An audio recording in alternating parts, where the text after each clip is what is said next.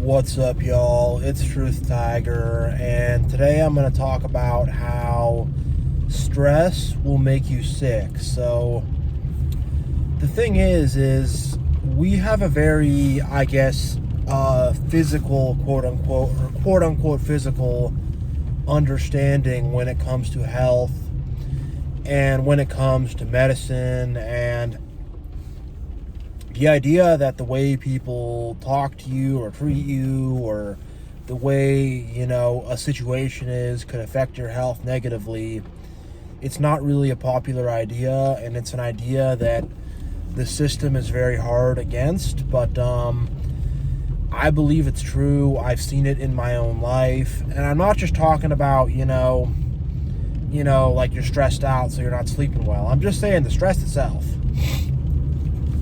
And to that point, like, if you are stressed out, you're not going to sleep well. If you are stressed out, you're not going to eat well. You're going to have stomach aches and stuff. You're going to have headaches. Your whole system is going to be knocked out of balance. And then if you're under stress for a long period of time, a couple months or a couple years, that's going to cause serious, like, long-term health issues. I'm not kidding. So the stress that comes with being around narcissists, being in a narcissistic relationship, being in a toxic environment, having toxic friends, having a toxic family, being around people who are disrespectful, being around people who don't treat you right, being in a situation where you feel like you have to constantly be running around on shards of broken glass to please everybody, or whatever, or just society. You got to pay the bills, you got to get the money, you got to whatever, like, all that stuff will stress you out. People have their expectations, and you got to meet their expectations, and you want to be good enough, you want to be ahead of the curve, all this stuff, and it will really add up against you, and that stress will literally cause issues. And being in the wrong kind of relationships, and being around the wrong kind of friends, and being around the wrong kind of people, you're constantly having those arguments. You're constantly having those fights. You never feel secure. You never feel good. You're always on edge. So it knocks your whole system off. And your brainstem in the back starts to get knocked out of position and starts to be put out of balance. And maybe knocked out of position is the wrong thing to say, but it starts to be knocked out of balance, and the way your body physically regulates becomes messed up because your focus is not on, like, calmness and peace. Your focus is on chaos and drama and on fear and anger and shame and on all these negative things, and it manifests in the body. What's happening in the mind will ultimately happen in the body. And even if stress does not manifest as a physical health issue, which it often does, it's going to manifest as a mental health issue, or it will manifest as some sort of problem. Like, the stress is not just gonna. Stress will take its toll on you in one way or another. Stress will take its toll on you in one way or another.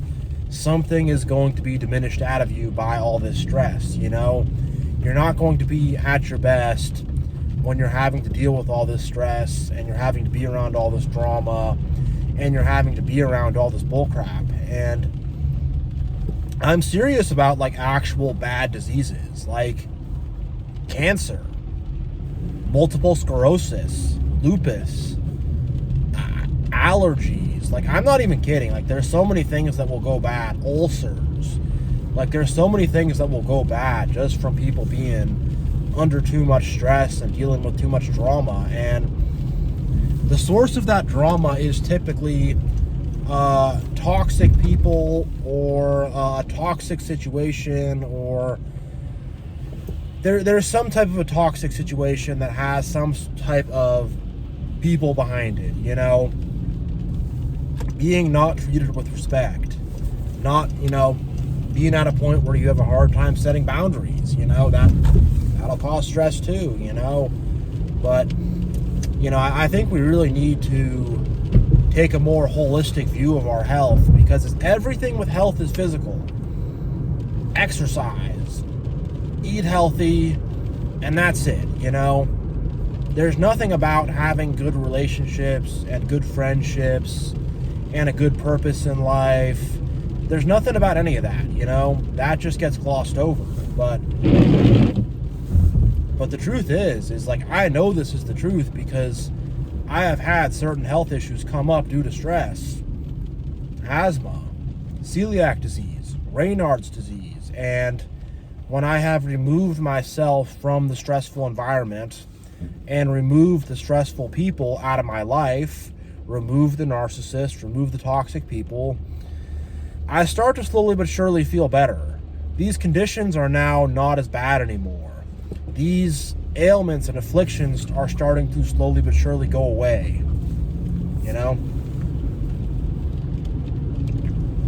And I can see, just by having a chill environment where I can go home to, where I can heal and relax and not have somebody who constantly has drama and problems. And right now I live alone, and just being able to go home and just realize I'm not going to go home to some whole situation. I'm just going to go home and things are going to be chill. I'm not going to have all these extra obligations or all this stuff, or there's not going to be some fires I have to put out because of a ridiculous person. There's not going to be some whole all-consuming thing. I can rest when I want to rest, and I can be active when I want to be active. I don't have to be like on someone else's schedule.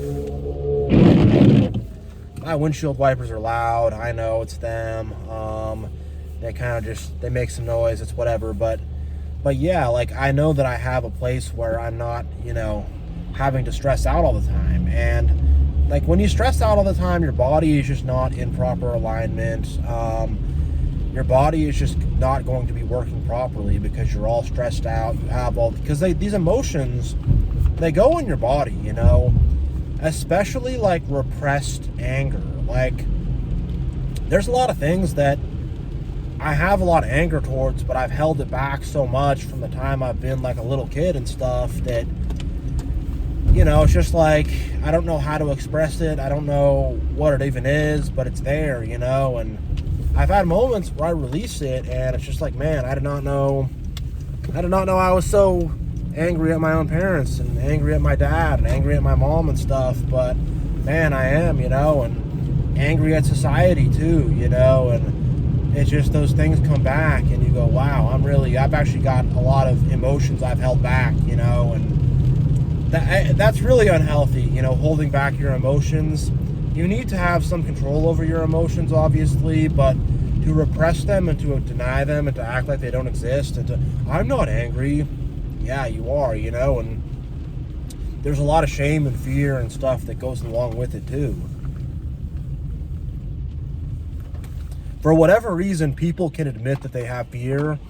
They can admit that they're anxious, but they can't admit that they're angry, and they can't admit that they're embarrassed, and I had to admit all those things, that I had all that stuff deep in the back from things that had happened in the past, and I had not fully processed it. And I'm on this journey where I'm needing to process all these things so I can get my health back and I can function normally, because having all that stuff on the inside, having all that drama on the inside, I can't function normally carrying that all around. I can't, and I can tell you, I can literally feel it in my brainstem. Like, my brainstem is tightened up.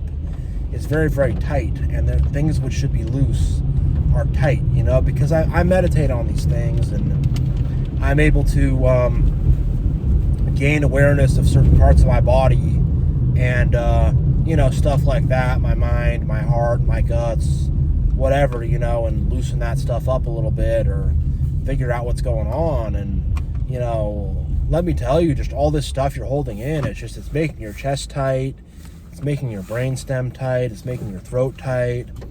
There's so much just like tightness that's in my body from all these emotions and all the drama of the past. And from all the things I didn't process. And I'm processing them now. I'm dealing with them now. I'm getting them out now. I'm letting them out. And it doesn't always look pretty. Sometimes I'm just in my apartment by myself, in my bathroom or something, just screaming cuss words, just to get it out, just to let it out, and kicking the trash can and stuff. And not always pretty, but it's what I got to do. It's what I got to do for my sanity. It's what I have to do to let that out, because society has us to where we're not allowed to express our emotions. I was taught from an early age to bottle it up and hold it in, so I did that, and not good for me at all. Terrible for me. Really terrible for me. And our emotions are part of how we gain a sense of our own identity. There's other things too, but our emotions are part of that. And when you deny your emotions, you deny yourself, and you deny who you are, and you deny what's really going on underneath. It's a facade. It's fake. And, I'm not going to do that. I can't do that. And, my body's telling me that I have to just let these things out. I have to be real. And I have cut a lot of people out of my life, and I've had to really change things up in my life and make my life a peaceful life, a stress-free life. And that involves setting a lot of boundaries, and that involves doing a lot of internal work too. I had to work on myself on the inside to get myself to where I need to be. I've had to talk to myself in the proper ways and tell myself to be calm and to relax. And I've had to push myself to do things like go to the grocery store and basic things that should be easy, but because of this, state I'm put in, it just becomes hard. So I've had to just force myself to live normal and force normalcy into my life, or normality rather, not normalcy, or is it normality or normalcy? I don't know. But, I've had to have normality brought back into my life. And I think my life never was really quote unquote normal. This is the first time, being 31 and being all right, my life is my life. It's not about someone else or society or the system or anything like that. My life is mine, and I'm going to live it the way I want to live it and do the things I want to do and make sure that I'm doing good with it. And it's a lot better way to live a life, Yeah, a little off topic there, but yeah, having your own life and, getting your life to yourself is very important. You don't want other people taking over your life, because if other people take your life over, that's a huge that can cause tons of stress. That could be a massive, massive, massive cause of stress if other people take your life over. And that's how I felt from the time I was born, And